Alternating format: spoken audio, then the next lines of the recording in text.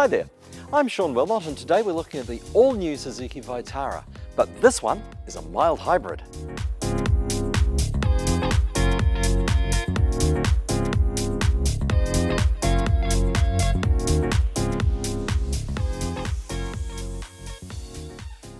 The Suzuki Vitara has actually been around since 1988, and back then it was a small, chic little runabout, but it did have full four-wheel drive capability. Only 3 doors though, so that made it more appealing to a younger generation.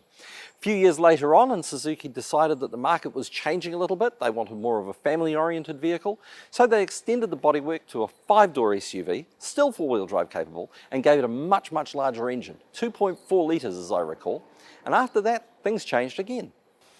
Here we are in 2023, and the Vitara has found its Goldilocks size for the New Zealand market. And remember, we're talking to family buyers predominantly now.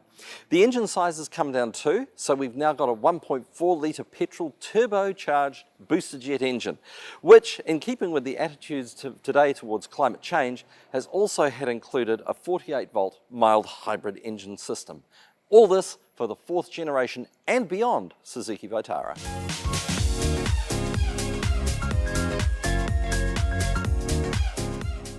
Now, Suzuki is looking at phasing out all the petrol variants, so you are going to only be able to get hold of a hybrid variant, and that's fine, but there are still plenty of choices within that. So you have 2-wheel drive, and what we have today, the JLX all-wheel drive, all-grip model. The new Vitara hybrid puts out around about 95 kilowatts and 235 newton meters of torque.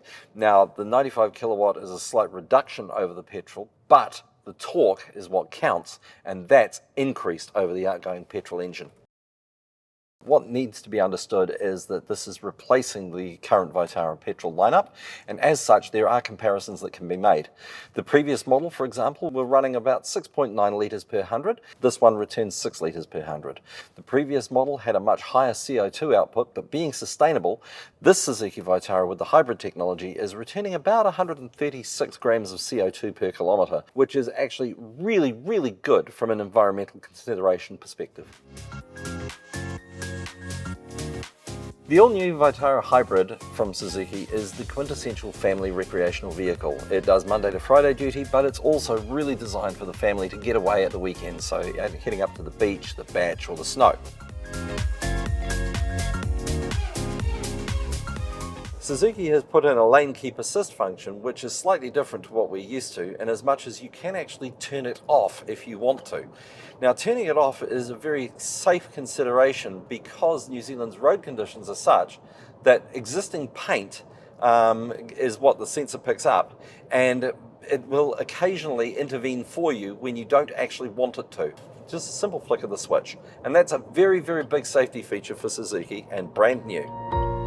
The interior of the all-new Vitara is very familiar ground to those who have sat in Vitaras before, although it has been more zhuzhed up for a more modern look. So we've got different fabrics, different materials, we've got nice suede inserts on the door trim, we've got beautiful leather seats here with a suede insert, checkered suede I might add, which is really cool. Moving up to the dashboard, we've got this carbon fibre-esque type trim, which is quite nice, just brings the whole thing together, gives it that element of sophistication. We have a beautiful clear 7-inch satellite navigation embedded screen, which is all powered by Bosch, and it's touchscreen.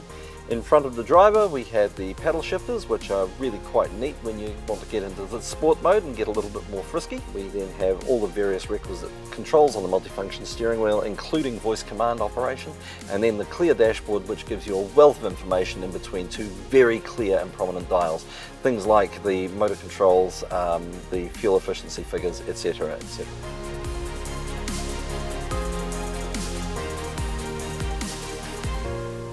And right about now, you're probably ready to ask, okay, Sean, how does the mild hybrid work? All right, it's a little bit different from the hybrid that you all think you know about. It does its own recharging, so it's got its own lithium-ion battery that's about 50 kilowatts. It's also got a petrol motor, and it's got an electric motor, which is used to assist the petrol motor, particularly under acceleration and takeoff. I think we're about to run into some gravel, so here we go. This is a perfect time for me to demonstrate the all-grip system. At the moment we are driving in sport mode, which is exactly what you need for highway. We're just going to give it a nice easy run in snow mode, which is suitable for this lightweight gravel.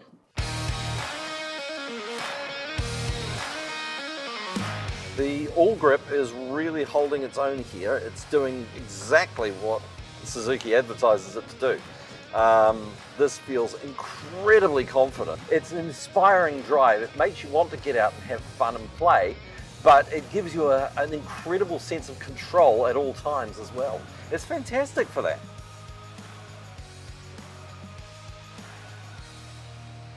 Well, as you can see, we've had a heck of a lot of fun with the Suzuki Vitara Hybrid. Who said hybrids were boring?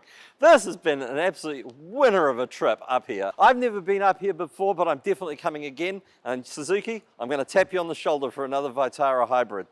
How do I know it's going to be a hybrid? Okay, dead giveaway is this little blue strip of light across here. It really does accentuate the entire strength of the car, which is quite surprising considering it is such a compact vehicle. We do have to tell you that it's riding on 17-inch polished alloys, although I'm probably going to have to spend a little bit of time polishing them up again. But all told, this has been an absolutely fantastic ride. If this is Suzuki's idea of the road to the future, it's a very bright road indeed. Well done.